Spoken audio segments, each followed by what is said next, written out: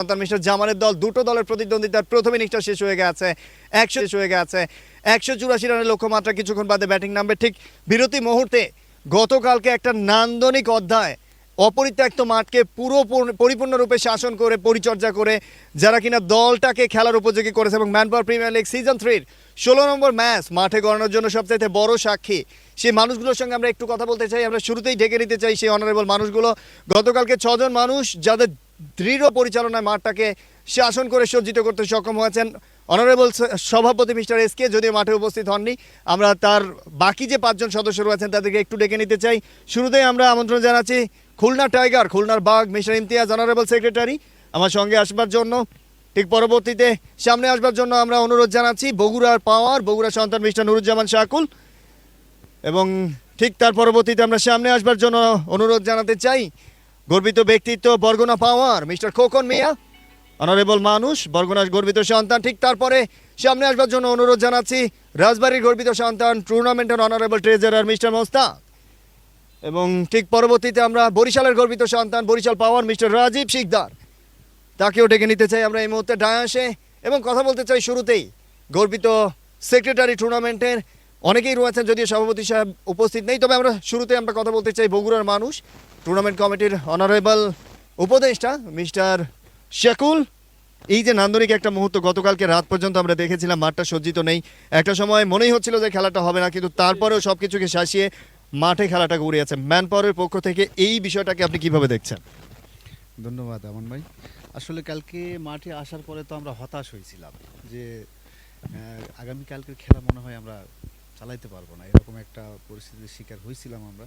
তারপরে মাঠের যে দায়িত্বে ছিল তার কাছে আমরা গেছিলাম, যে সেও আমাদেরকে যে কথাগুলো বলছে ওইটাতেও আমরা হতাশ, যে পুলিশদেরকে নাকি এই মাঠটা দেওয়া হয়েছিল, এরকম একটা কথা বলে, যে আমি কথা বলতে পারবো না, আপনারাই কথা বলেন।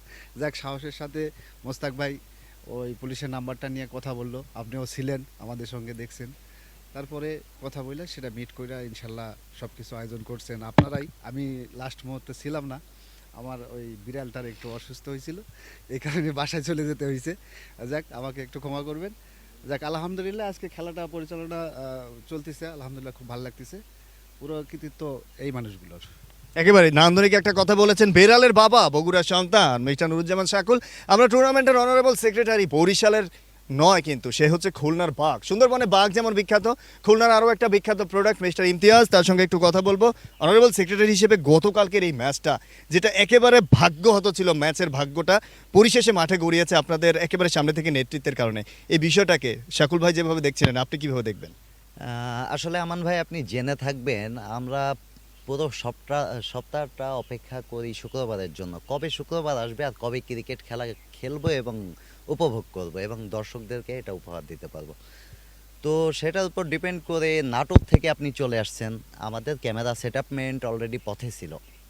যখন মাঠ কর্তৃপক্ষ বলল যে আপনাদের মাঠ দেওয়া সম্ভব হচ্ছে না, আমাদের মাঠের কন্ডিশন ভালো না, তো তখনই আমরা হিসাব করে নেই যে এই মাঠের পিছনে যত টাকাই খরচ হোক আমাদের খেলা থেকে আমরা বঞ্চিত হব না। আমরা কিন্তু আপনি নিজে লক্ষ্য করেছেন, কালকে রাতে আমরা 10টা লেবার দিয়ে মাঠ মোটামুটি পরিচর্যা করিয়েছি, খেলার উপযোগী করিয়েছি।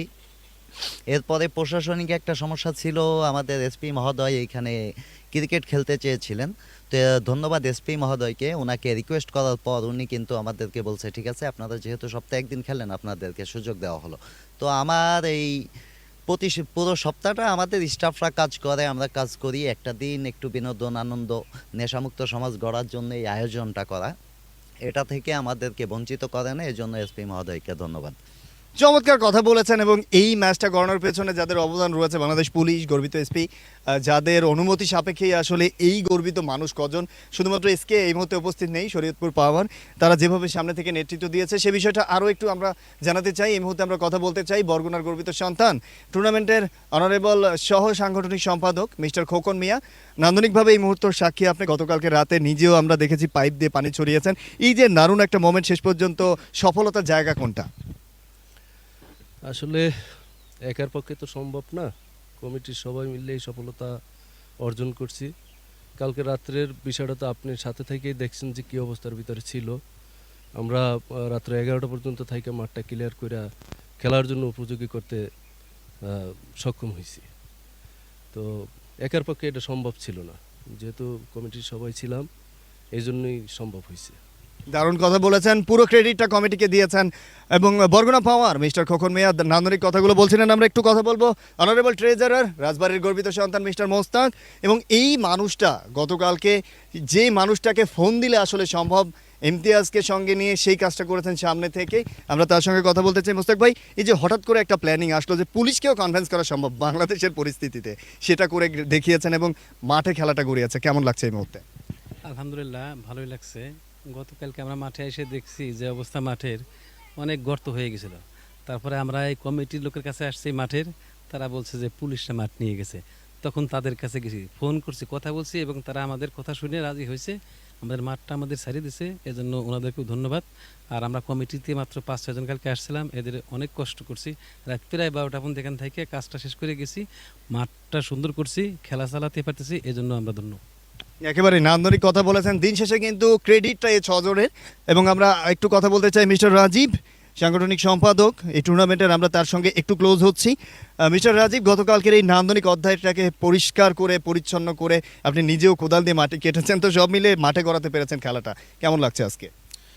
আলহামদুলিল্লাহ, খেলা মাঠে গড়াতে পেরে অনেক ভালো লাগছে। কিন্তু কালকে যখন আমরা মাঠে আসছি, যেদিকেই যাই পারবো না, যেদিকে যাই খেলা হবে না, যেদিকে যাই খেলতে দিব না, মানে এই কথাগুলো শুনতে শুনতে একটা পর্যায়ে আমরা হাল ছেড়ে দিয়েছিলাম। তারপর মনে পড়লো সেই কবিতা, যে কেন পারিব না তাহা ভাবো একবার, যে কেন পারবো না, ভাবতে ভাবতে চিন্তা করলাম যে কেন পারতেছি না। ঠিক আছে, মাঠ কমিটির কাছে গেলাম যে ভাই সমস্যা কি, কালকে কোনো আপনাদের ইন্টারভিউ নাই তো মাঠ কেন দিচ্ছেন না? তারা বললো যে আমাদের এক সিনিয়র মামা আছে, ওনার কাছে যান। তো গেলাম আমরা সবাই মিলে সেই নীলা মার্কেট রাত্র, যে ওনাকে খুঁজে বের করলাম, ওনার সাথে কথা বলে সেখানেও আমরা হতাশাগ্রস্ত, কেন পারবো না, মাঠ নিবে পুলিশ। ঠিক আছে, নাম্বার দেন পুলিশের, সেখান থেকে এক পুলিশের নাম্বার নিয়ে তারে কনভেন্স করে তার সাথে তার সিনিয়র অফিসারের সাথে কথা বলে তারপর আমরা মোটামুটি মাঠ কনফার্ম করছি যে হ্যাঁ তারা খেলতে দিবে।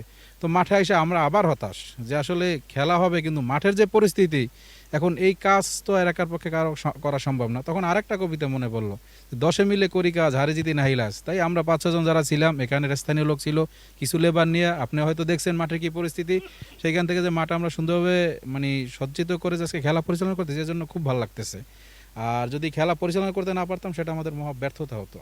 যাক, অসংখ্য ধন্যবাদ। চমৎকারভাবে কিন্তু আপনারা শেষ পর্যন্ত মাঠে গড়াতে সক্ষম করেছেন। তবে মিস করছিলাম SK শরীয়তপুর পাওয়ার অনারেবল ভারপ্রাপ্ত সভাপতির দায়িত্বটা পালন করছেন। এবং একই সঙ্গে আরেকটা মানুষের কথা বলতে হয়, মিস্টার সাগর, পেছন থেকে তিনিও সহযোগিতা করেছেন। সব মিলিয়ে নান্দনিকের 6 জন মানুষের কল্যাণে মাঠে গড়িয়েছে ম্যান পাওয়ার সিজন 3-র ম্যাচ নম্বর 16।